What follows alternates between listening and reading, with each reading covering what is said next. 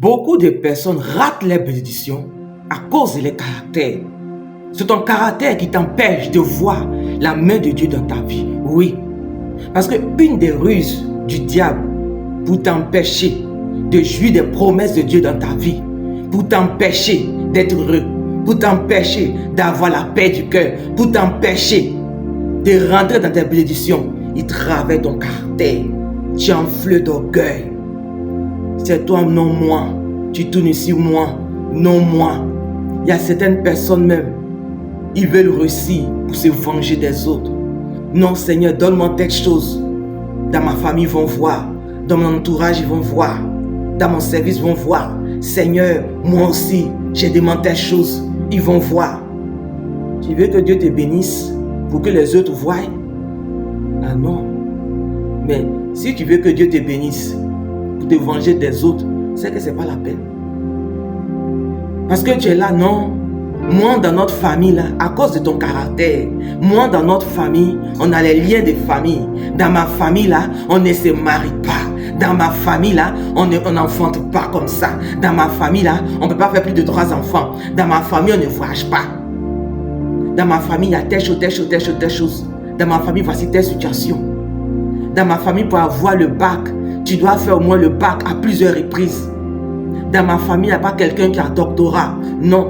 Pourtant, c'est toi-même ton caractère. Le diable travaille ton caractère pour t'empêcher de voir la miséricorde de Dieu dans ta vie. Pour t'empêcher d'être heureux. Pour t'empêcher de rendre témoignage. Il y a certaines personnes qui veulent rendre témoignage pour qu'on dise que à l'église, pour qu'on dise que oui, elle aussi, ou bien lui aussi. Non. Non. Fais très attention à ton caractère. Parce qu'un jour comme ça, j'ai un de mes fils qui vient. Oui, maman, dans mon service, je ne sais pas ce que j'ai fait. Mais quand il parle, il fait genre. Quand il parle, oui, je ne sais pas ce que j'ai fait. Mais on ne me nomme pas. Pendant que je travaille bien et tout ça, j'ai des compétences. Mais on ne me nomme pas. Et la manière dont il a commencé à parler. Quand j'ai commencé à lui poser des questions, j'ai dit, même dans le service, on dit le respect de la hiérarchie. Est-ce que tu respectes ton patron? Et si je le respecte, tu le respectes. Mais comment est-ce que tu parles à ton patron? Déjà, parce qu'il y a toi-même, il y a des moments tu me parles. Tu fais genre.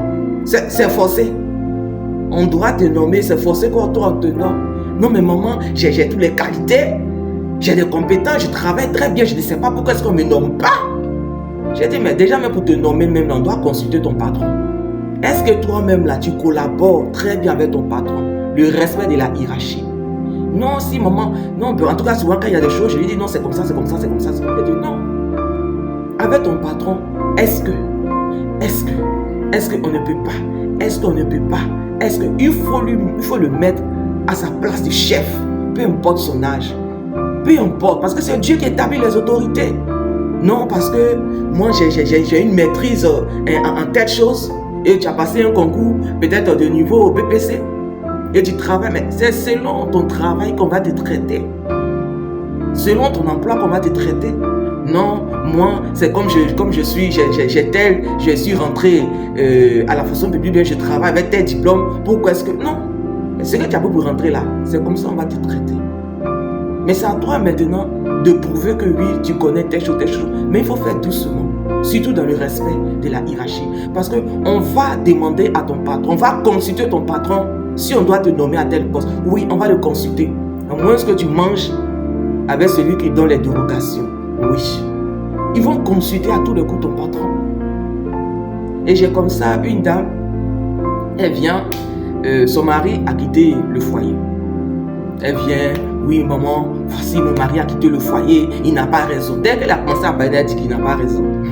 J'ai commencé moi-même, j'ai dit vraiment, elle n'a rien compris. Parce que quand elle a dit qu'il n'a pas raison, il dit toi, non, j'ai envoyé ses collaborateurs, j'ai délégué des gens au niveau de sa famille et tout ça, il ne veut pas, il n'a pas raison. Il n'a pas raison. Elle a commencé à citer non, il a tel caractère, voici son comportement, il n'a pas raison. À chaque fois qu'elle parle, il n'a pas raison. Pendant qu'elle est là, elle est jeune, elle prie.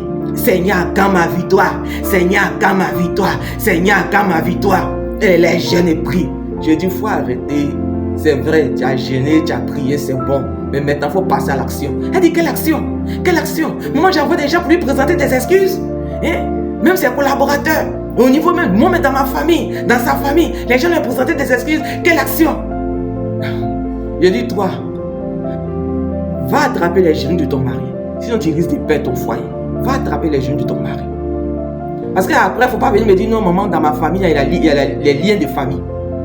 Maman, dans ma famille, il y a les liens de famille. Et tu es là maintenant. Non, moi-même, le diable m'attaque. Et moi-même, le diable m'attaque.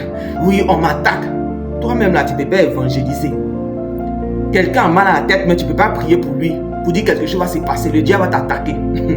Ce caractère-là, le diable ne fait rien, toi. Le diable n'a pas peur. Quand tu as ce genre de caractère-là, le diable n'a pas peur de toi. Il ne fait rien, toi. Parce que ta prière même là. Faut faire attention. Avec ce genre de caractère-là, tu ne ferais pas le diable. Le diable ne t'attaque pas. C'est ton caractère. Comme je l'ai dit, il passe par ton caractère pour t'empêcher de rentrer dans tes bénédictions. Il passe par ton caractère. Quelqu'un veut t'aider, mais à cause de ton caractère, fais très attention. Et c'est comme ça la dame. Je dis, va, attrape les genoux de ton mari. Et c'est comme ça qu'elle est partie. Elle a attrapé les genoux de son mari. Après, vient.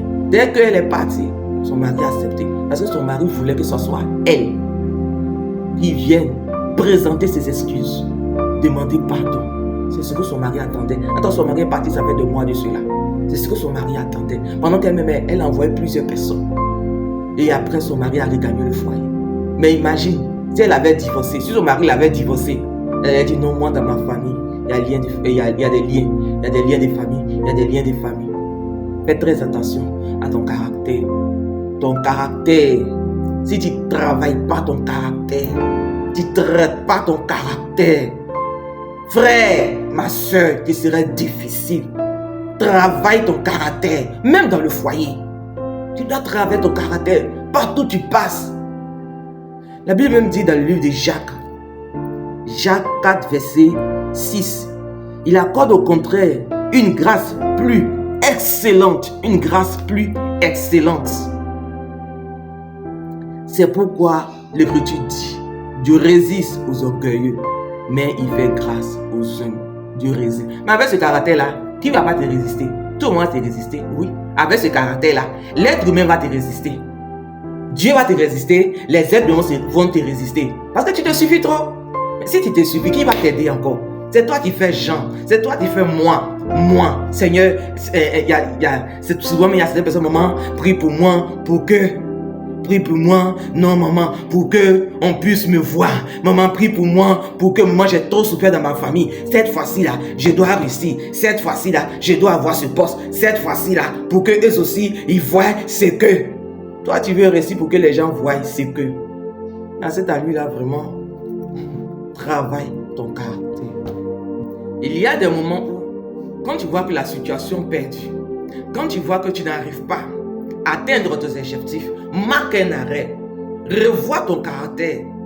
Revois ton comportement. Remets-toi en cause, oui.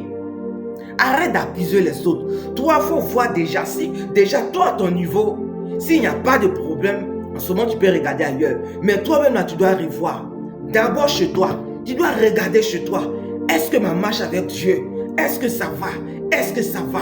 Qu'est-ce qui se passe? Est-ce que je n'ai pas fait telle chose? Je n'ai pas, est-ce que? C'est en ce moment-là que Dieu maintenant va se révéler à toi. Peut-être que c'est quelqu'un. Peut-être que c'est toi-même. Il y a certaines personnes, Dieu me les montre leur comportement en rêve. Ils font des songes, je les montre leur comportement. Mais ils prennent ça à la légère. Non, mais c'est quels songes, ça ne même plus. Ça passe. Mais Dieu te demande de travailler ton caractère. Si tu veux voir la main de Dieu dans ta vie, il y a certaines personnes, non, ta parole dit, ta parole dit, ta parole dit. Tu connais les versets bibliques par cœur. Ta parole dit, ta parole dit. Mais si tu es en feu d'orgueil, si tu ne travailles pas ton caractère, tu ne traites pas ton caractère, laisse-moi te dire, il te serait difficile de voir la main de Dieu dans ta vie. Nos filles de maison, qu'elles sont humbles. Tu la mets dans ton cœur comme ça. Qu'elles sont humbles. Tu es prête. Tu es prêt pour cette fille. Mais quand c'est toi, tu fais genre, moi, tu es orgueilleux dans le service, même dans le foyer, c'est pas facile. Travaille ton caractère. C'est mon message pour toi en ce jour.